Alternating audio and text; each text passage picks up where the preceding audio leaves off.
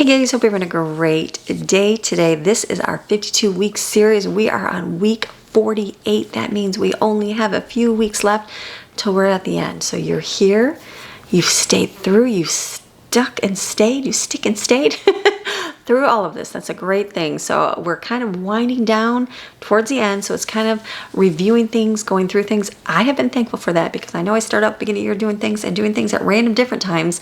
And now I'm like, okay, it's helped me to revisit. Like we did the kitchen. So I kind of went through my kitchen on a different day on a video, if you saw, and went through that. And then I went reassessing my living room, the sitting arrangements, the tables, those kind of things in there. And then the bathroom. The other day I was going through my bathroom going, okay, what do we keep in here? What do I need to get rid of? A lot of these things are older. Pitch them, you know what I mean? And so this week we're on 48 this week. So we're going to reassess the bedroom organization and donate things that you do not need. And I know for myself, I did do that this week. I went through and our bedroom does not have a whole lot in it. We have a bed, chairs, or tables and a chair. We had another chair in here and it was kind of squishy and I put it up in my office and I'm like, that works better in my office because Maddie does her schoolwork up there. It works good. And so it's kind of an empty space for right now in our lives, and that is okay. And so I had things that I thought I wanted in here, things I had in the mountains and put here, and I'm like, I just don't like that. I really like it more simple. I like it more plain. And so getting a different mentality in things. You move into a place, you kind of think you want things the same way as you used to have, and then you get them and you're like, that does not work. That's one more thing to trip over. It's one more thing to do. So I was able to make a big pile of things, and even going through things that I had in my closet. I was going through things and I'm like, why am I holding on to this? Like, what is this serving a purpose for? Like, why am I keeping this? No reason. The one day, no, probably not one day. I'm getting older and I see like what I do with this thing. And I know, like, for instance, I have purses and I like purses. I don't have a ton, but I do have a few purses. And so I have my original purse that I really enjoy. And then I've gotten a couple different versions of that purse over the years. And then I was sent a purse from a company and I was like, this is a great purse. It's very nice. And then I went to go, all right, but in reality, what do I do? Like, what do I use? As I'm getting, I kind of laugh because I remember my mom having, she had a mom purse. You ladies know I'm talking, right? A mom purse. And so a grandma, not really mom because she was older, a grandma purse, I should say is the word, or an old person purse, whatever you want to call it. But it just had lots of little nooks and crannies for things to go and little containers of things that she needed just in case. And so I thought before I was like, I don't need that. I just need a smaller purse for all these things. And now that I'm getting older, I'm like, yeah, I like my grandma purse. I'm like, I can see how I can just live with a purse that's just comfy and great. And that's it. And don't even worry about the other purse. And so that's made my perspective look on things go, what do I need the different purse for? Battery died. And so it made me go, okay. So I was able to pass along a few that I'm like, I kept one, so I have two, and that's it. And I'm like, all right, maybe the other one will go away too. But I'm like, you keep, it's like, that's just one example. It's like, what do I do with just that? It's like, am I ever really going to change? No. As you get older, I think you get more stuck in your ways. When you're young, like my girls, they have multiple different things. They have multiple purses. They have multiple perfumes. They have multiple things of jewelry, earrings, everything else. I am finding that, you know what? I like one pair. And I like the same pair. And that's kind of plain. And once in a while, I'll switch over, but for the most part, simple. It's when you're young, it's good to change things. I guess it is. You get older, maybe you get more stuck in your ways and things. And so that made me go through a lot of things. And there's nothing wrong with having things. There's nothing wrong with having things that you enjoy. And I'm not getting rid of everything, but it made me like reassess things in my area, like my closet, and go, what am I going to do with this? Nothing. It's more of just to have. And because it's cute, it's whatever. But I'm like, am I really going to ever switch over? No, it's more of a hassle. Just keep the one that you like. So that was my example of going through my bedroom. So I have done that and I have a nice pile and I'm like, okay. That made me go, that's good. And you know what? At first, like even moving into our house, I remember it seemed it was kind of full, but kind of empty in some ways because we had gotten rid of a lot of things.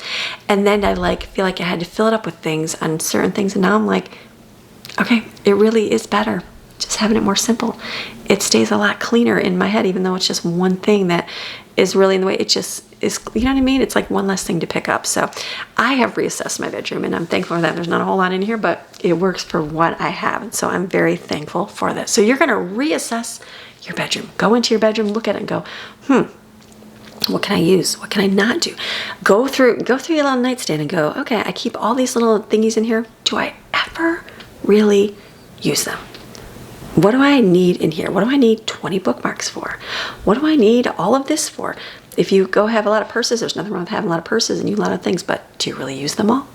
I don't know, something to think about. Doesn't mean you have to get rid of them right away. Put them aside for a little bit, think about it, and see, just to reassess. So, all right, we're going through bedroom. That's going to be it through the year. And then this whole month, we are reflecting and celebrating on different things. We talked about doing the vision board. We talked about doing just celebrating small wins, writing things down. So this week, for 48, we are going to share gratitude. And that is expressing appreciation to those who have impacted your life positively. I like to do this as much as I'm reminded of myself of this, and that's just writing a random letter to someone in your life. I remember doing this when I was younger too, and not even thinking about it this way, but I just remember writing a letter to like a random teacher or a random person just to thank them for the impact they've made in my life. And it could be something that I maybe have told them about many times, but it's something that you're very thankful and reminded for, and it just brings encouragement to that person. So maybe there's somebody in your life that has made a positive impact, and maybe you've told them before.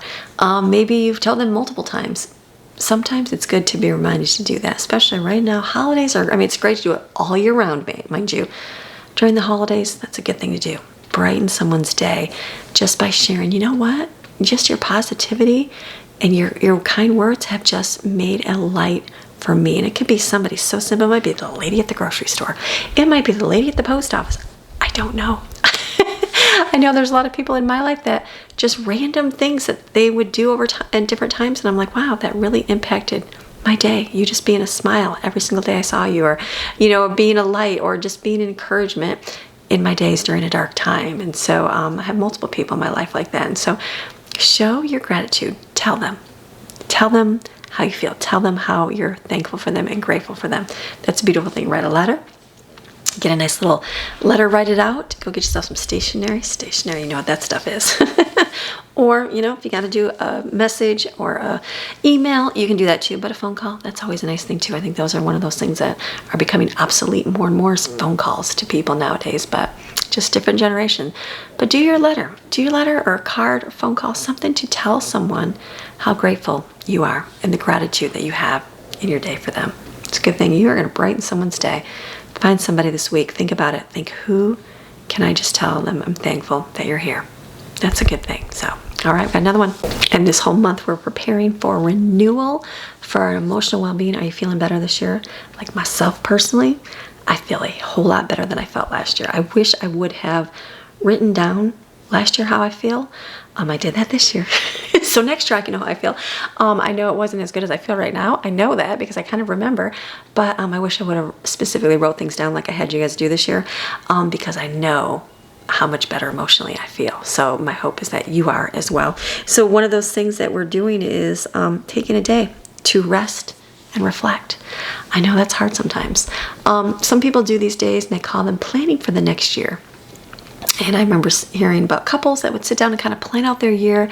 They'd pray about things upcoming. They would pray about what they wanted for their kids, pray about future goals for them, all those things. And I always thought, wow, that's a great thing. Do people really think that far in advance? I can never think the 5-year plan, like ever. My life is just not that stable. Who knows? Who knows where we'll end up? My husband is a mover. We may end up in the Gulf of Mexico or Gulf of America living on a boat one day. You just never know. So I don't think that far into the future of my life. I have in my head what I would want it to be, but I just don't plan that far. So when I don't really have planning sessions to think, okay, all next year, this is what I'm going to do, because who knows? I've got 4 teenagers. Life can change in a heartbeat as far as jobs, working, and life. Who knows? And so, but sometimes it's good to pause. If you can't plan, if you can plan, go ahead. I'm just not a planning person that way. If you can kind of pause and look back on the year and think about how it went. Like I look back on my year, I'm thankful, so thankful for the growth that I've had over this last year. I can definitely see it in my own self, in what emotionally I've gone through and emotionally how I've come so far. And so I'm looking forward to the new year. I kind of have in my head what I would like it to be. Life always changes, so I never get stuck in the mud on anything because I have to learn an ebb and flow in things. But taking that time to seek the Lord for your guidance and what it is He has for you is a good thing. You know what I mean? That's a great thing to do. I just was even reading through old Bibles that I had written a long time ago. I sat and had a quiet time and asked the Lord, Lord, show me what you want me to do with my life. This is before YouTube. This is before any of this stuff. And I was like, Lord, show me what you want me to do for the kingdom of God. What you want me to do? And I remember writing this whole big thing out. And I was like, okay. It made no sense to me. And then it was way before YouTube. And then I started doing YouTube. I think I'd gotten a different Bible I had. So as I kind of went through, I was like, okay, I can see a little progression of things that God has shown me and over the years. And then I just kind of went back and read that again just the other day. And I went, wow, Lord, I'm like, look at how far I've come in my life since then. Yes, ups and downs, highs and lows. But I'm like, all right, still not arrived at that point, but I'm going to still continue on this. Sometimes it's really easy to lose that vision of what God has for you because life gets in the way. It's very easy to get bogged down and overcome with the worries and cares of this world, right? And just to think, oh, that's not for me anymore. Getting older, all these things. And I'm like, no, God, you showed me this many, many years ago. I'm going to trust you for it. And I'm just going to continue moving forward in what I know right now and trusting you for the end result. And that's a beautiful thing. And so moving forward in things. And so sometimes God will show you that thing. I still remember that day sitting down and just writing a whole thing out. And I was like, where am I coming up with this stuff? And it was, like I said, before YouTube. And it was talking about sharing to a broad range of people. And there's so much more to it. But I'm like, wow. I remember when I started out not really sharing about Jesus. I was a Christian, shared that, but not really sharing and reading God's word and doing those kind of things. And I'm like, all right, I just see natural progression where God has me in different stages and phases to get where I need to be at. So I look forward to, I guess I say the end result, but I don't know if there'll be an end result or just a natural progression to where God has. And so it's a good thing to do that. So if you can sit with the Lord quietly, let Him speak to you. Write down what He has for you. Those are good things. Pray about it. All right, Lord, what do you want me to do? What do you want me to do this year? What is it you have for me? What is my purpose and plan in this life? Show me, Lord. And He will. You may not know how you're going to get to that point. It might sound ridiculous at the moment. Write it down. Write it down somewhere. Save it. I wrote it in my Bible and saved it.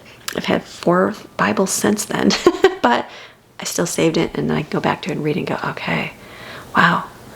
Yeah, that's crazy how little by little you're revealing more and more. It doesn't show in whole. The Bible says He doesn't show in whole. He shows in part. Because if He shows us in whole, it sounds crazy. It sounds ridiculous. We would not know how to deal with that. I know God has had to mold my heart so much over the years. I faltered and failed and had to go back over and over and over.